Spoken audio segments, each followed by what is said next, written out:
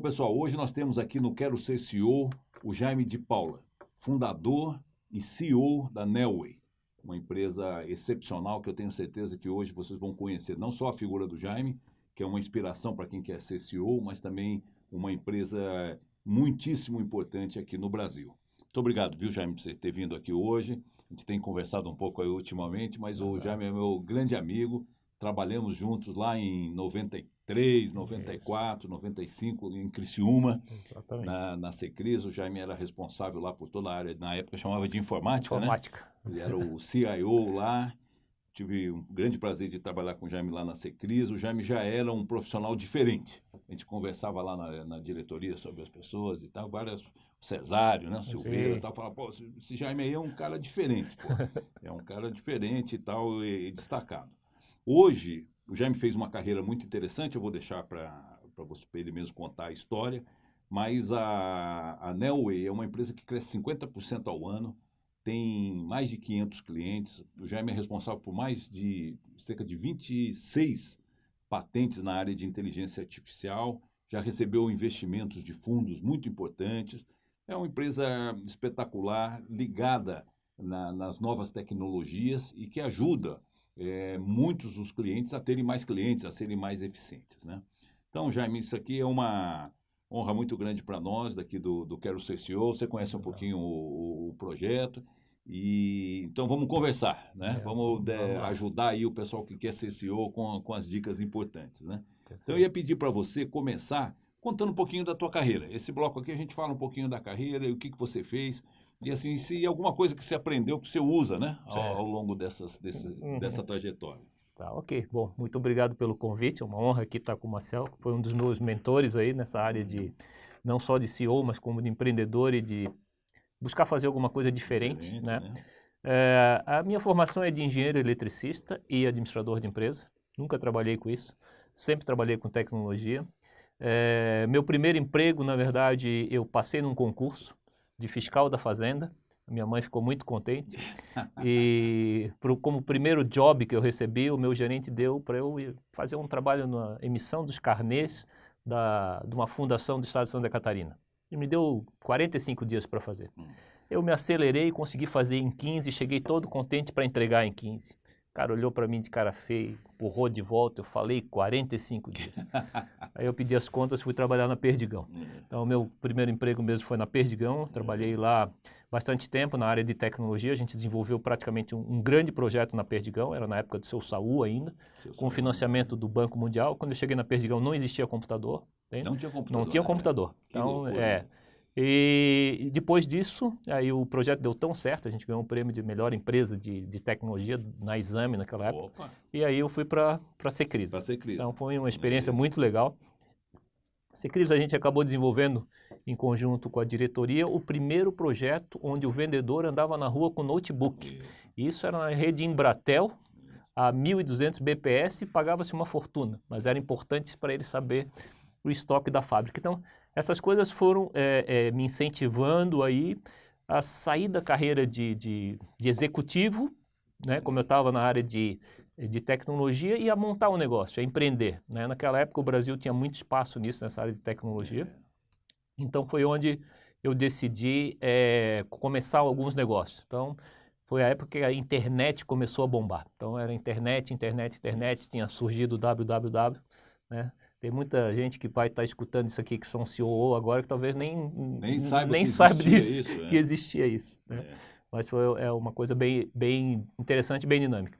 Então, aí montamos uma empresa na área de e-commerce, fazer uma plataforma de comércio eletrônico. Foi muito interessante. Em 1999, a gente ganhou o prêmio dessa empresa como uma das melhores empresas dado pela Microsoft, isso lá nos Estados Unidos. 99. E na sequência eu tive muita sorte e vendi aquilo. Vendeu a empresa. Porque depois... Era lá em Floripa mesmo? Era em Floripa. Depois estourou a bolha, acho que está lembrado, deu um estouro daquela bolha. Foi um negócio que foi um desastre geral aí.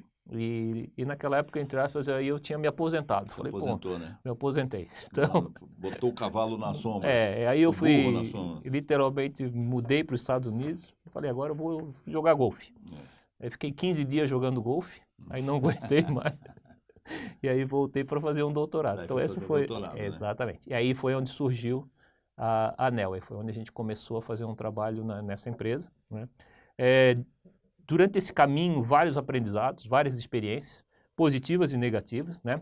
Então, quando a gente tenta montar um modelo disruptivo numa empresa que eram empresas tradicionais, então você muitas vezes era até mal visto de querer inventar coisa, de fazer coisa diferente. Então tinha essa dificuldade. Eram poucos os CEOs que tinham a cabeça de mudança, de evolução. Era muito assim, ó, continua fazendo a mesma coisa, nós estamos... Melhorias contínuas. Muito suaves, exatamente. Sem disruption, né? Sem disruption.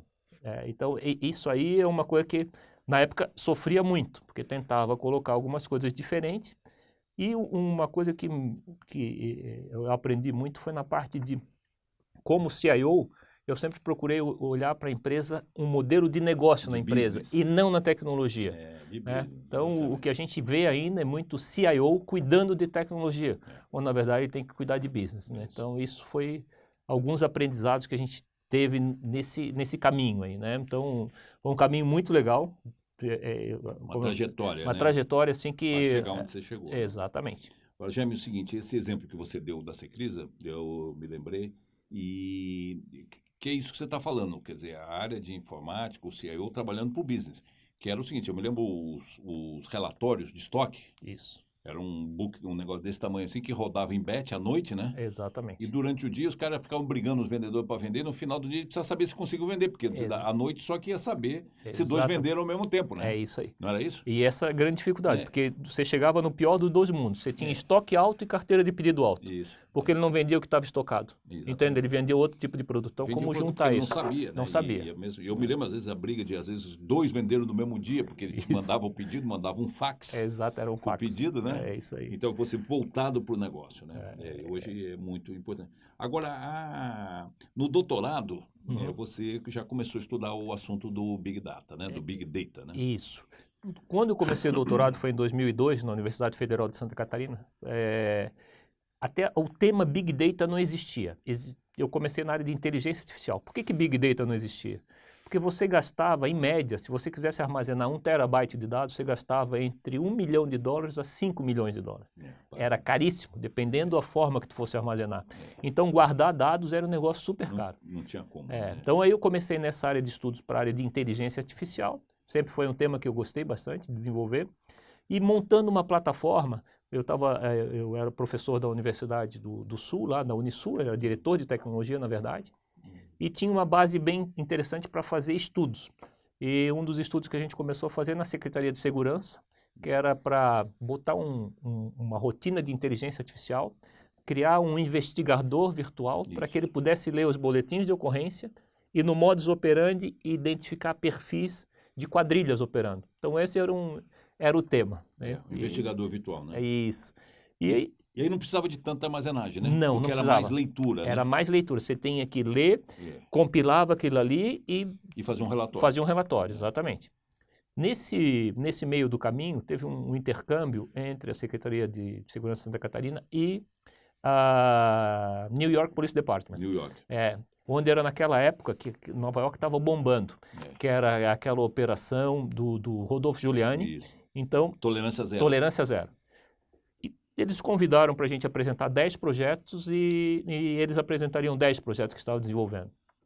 Quando nós chegamos lá, até impressionava, porque você estava chegando, parecia que era na NASA, num Google, no Apple, de tão organizado, telas tudo profissional, com retorno de investimento calculado, muito recurso privado sendo colocado. E dos 10 projetos que a gente apresentou, eles gostaram de um, exatamente que foi o investigador virtual. Nós gostamos dos 10 deles. E por sorte... Para eles era novidade o investigador virtual. Era um projeto que eles iam começar a desenvolver aquele projeto. E por sorte minha também, a pessoa que era o CIO da Polícia de Nova York, ele tinha sido CIO da Kraft Foods. Isso. E como eu tinha sido CIO da Perdigão, então a gente trocava muita figurinha, né? E numa daquelas ali é que ele brincou comigo assim, Jaime, não quer ganhar dinheiro, não?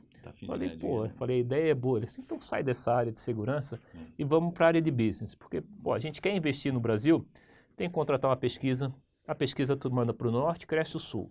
Te diz que vai crescer 20, cresce 2. Te diz que vai crescer 2, cresce 20. Então, não tem qualidade de dados, não tem qualidade de informação. Base, né? Base. E os Estados Unidos sempre trabalhando muito fortemente essa parte de informação.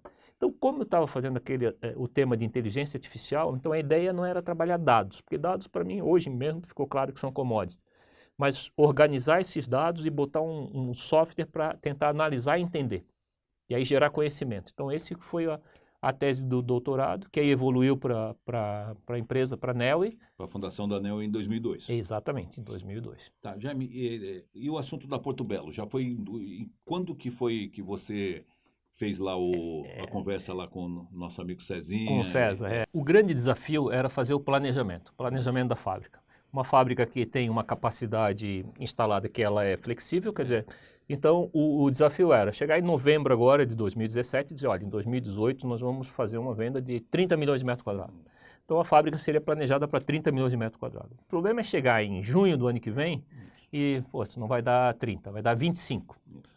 É um desastre. Ou às vezes tem um desastre pior ainda. Oh, agora vai dar para vender 40. Puta, mas esse 40 vai custar caro. Eu tenho que...